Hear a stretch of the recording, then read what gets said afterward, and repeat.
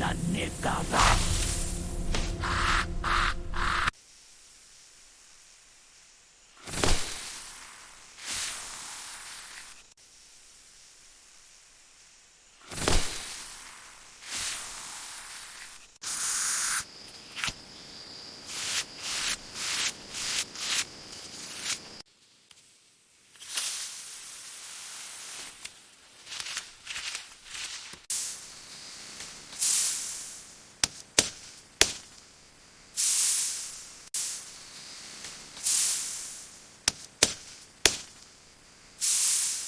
కాని పాము చనిపోతుంది. నష్టం రంపానికి కాదు, పాముకు మాత్రమే జరుగుతుంది. రంపాన్ని సీసెట్టుకోవడం వల్ల పాము ముక్కలైపోతుంది. జీవితంలో మానరెచ్చుతుంటారు. అయితే ఇలాంటి వాటికి స్పందిస్తే ఇబ్బందులు తప్పవే కథ గురించి ఇప్పుడు తెలుసుకుందాం.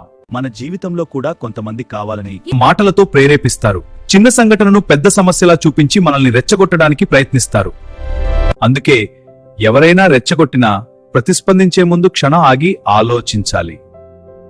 ఎవరైనా రెచ్చగొట్టినా స్వభావం కోల్పోకూడదు. ఆ క్షణమే మన జీవితాన్ని కాపాడగలదు. ఇలాంటి వాటికి స్పందిస్తే ఇబ్బందులు తప్పవు.